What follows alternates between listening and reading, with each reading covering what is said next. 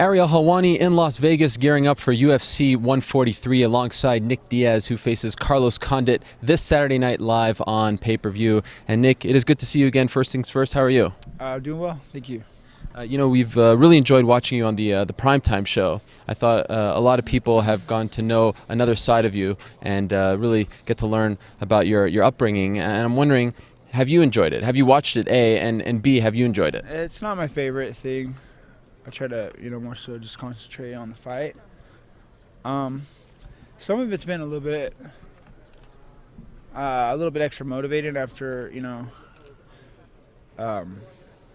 afterwards, and you watch it, and of course, like anything you see, you watch, old fights or just any fights really, or any stuff. It's just, I'm gonna watch that after it's done. So yeah, it's been extra motivating. At the same time, it's been kind of draining to have these people down my throat with the camera. But it's been all right. There's some nice guys.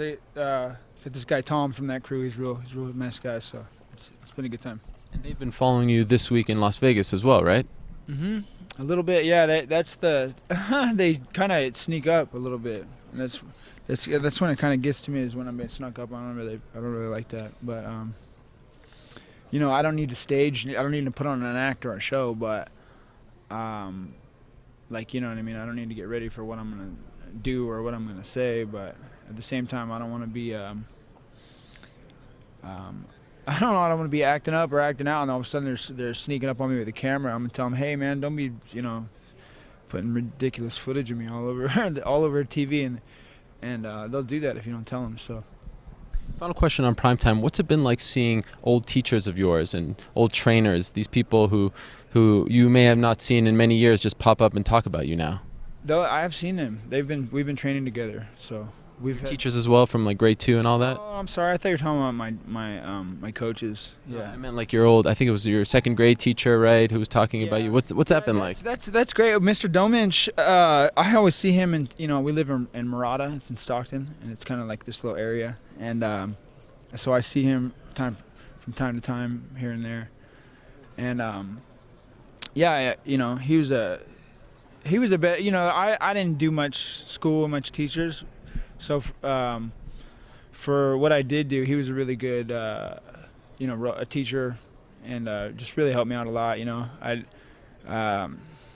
had a lot of teachers were really I didn't have the best teachers when I was in middle school. Some of the time, some of them are good, and then some of them weren't. But that Mr. Domich there, he had me doing like push-ups every day. We'd hit. One time I raced him, I think we got like 100 and something out. I think I beat him by just a few, but he had already done sets in the class before that in the class. So, cheated. Yeah, he. I had done actually less push-ups than him, but we went on a race and I got him by a few there. So he was, I always thought that was cool, and I thought it was great that I could do push-ups instead of my schoolwork. So that it helped me out with a lot of learning a lot of positive work ethic, I guess, if you will. So that's why you pulled the fire alarm, because you cheated on the push-ups. I was in second grade when I pulled the fire alarm. That was seventh grade Mr. Doman's push-ups. Yeah, that guy. One time he had grabbed me up to, one time I was acting up. I think I had like this hat on or a beanie or something. He's telling me to take it off, and I wouldn't take it off, or I put it back on. And he got mad. He grabbed me up, had me all twisted up behind. I was just like, he was angry. Had me outside. So. We didn't get along first, and from what I remember, we weren't getting along too well. And then towards the end of the year, that we did really good, and that was my story with Mr. Dominch, seventh grade, pretty much. I feel like I could talk about this stuff all day, but let's talk about the fights. I know you have a lot of media to do. Have you been reading and listening to some of the stuff that GSP has been saying? It seems like this is a guy who's very controlled and reserved, but he's openly rooting for you because he wants to beat you that badly. What do you make of that? One more time? GSP has been all over the media saying that he really wants to beat you and fight you, and he wants you to win. On Saturday night. He's rooting for you, even though he has a relationship with Carlos. They trained together in the past because he wants to beat you that badly and teach you a lesson. What do you make of that? Because that's not something that we usually hear from George. I I think a lot of that stuff isn't very genuine. You know, I don't know how much of it is and isn't really.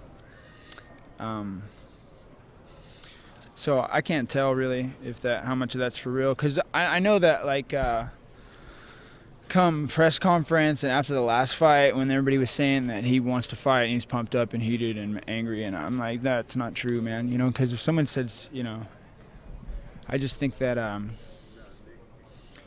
I think that they were, you know, just a lot of people are putting a lot of pressure on him to say these sorts of things. It's not really him. I think he should just stick to what he does, or I mean, I would, I guess, but.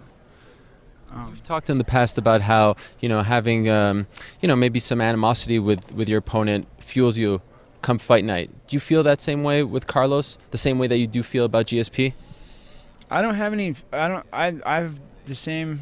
I don't. I feel the same about both of them. I think they're great fighters. I think one's a more respectable athlete, and one's a more respectable martial artist. And Which one's that? stand-up fighter, I guess, if you will. You know, Carlos versus George. I think one of them. I think George is a strength athlete, and that really stands out here, especially against all the other wrestlers that he's been fighting. He's stronger than all those guys, so you're having a strong guy competition, and he's the strongest one. I don't fight like that, and neither does Carlos, and I don't think that these guys enjoy fighting that style of fighter. I think it's a lot harder for them, especially if, you know, it's a real fighter, because you have a lot of these guys that are good fighters, but they're not cutting it. There's things missing, and they're not quite cutting it when it comes to that top level or that top 10. And me and Carlos CONDIT are both ranked in the top 10, and I have been. I've always been ranked in the top 10 since I've been out here. So I plan to keep it that way. We spoke to Caesar on Monday, and he told us that if you win on Saturday night, that he will advise you not to take another fight until George is ready to come back. At least at 170, he'd rather you fight at 185. He said that's what he will advise you to do. Is that what you would like to do? You know, I'm here to do my job, and we'll work that out. And if everything's right, then I'll be out here to do my job, regardless who I'm fighting. You know, the only thing about me calling people out or saying who's who, all I'm doing is pretty much giving everybody the respect they deserve. That you hear me say something about CONDIT before this fight even came about. It's because I figure I'm going to be in the mix here, and I know what's ahead of me, and you know, and I know what should be, you know, and I think this is probably what should be. It's too bad, you know, George was injured and all that. I think that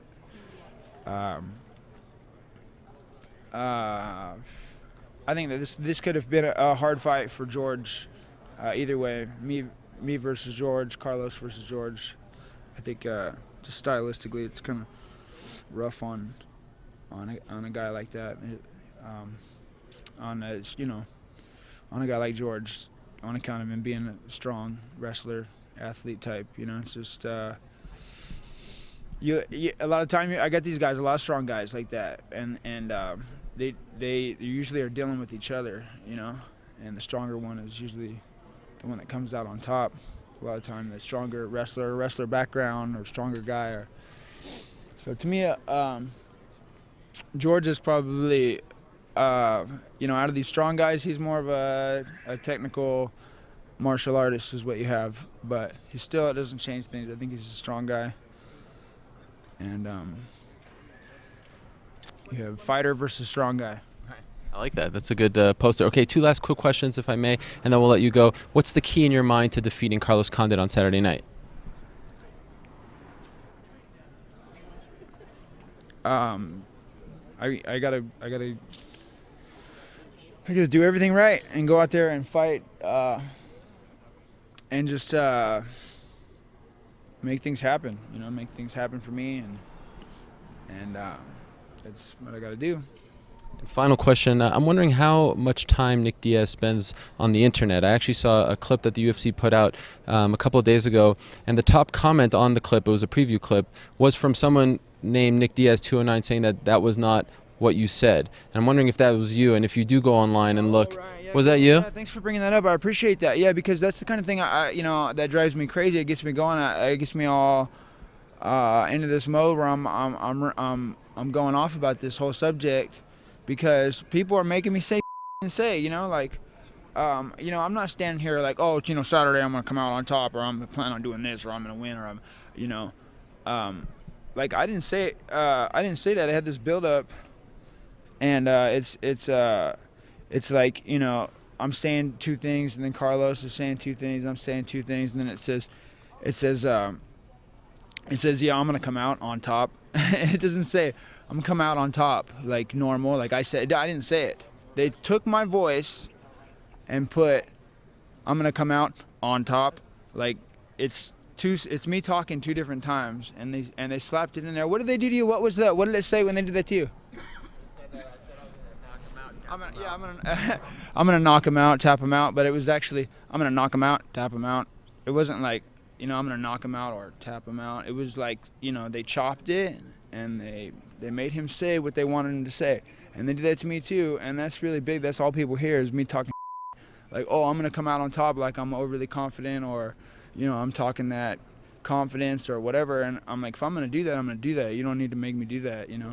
So that was you who wrote that comment on the YouTube page? Yeah, I didn't say that. Yeah, that was me. That was my channel. I was like, hey, I didn't say that. It's the first thing, I type in my name, see what's new, see if, what kind of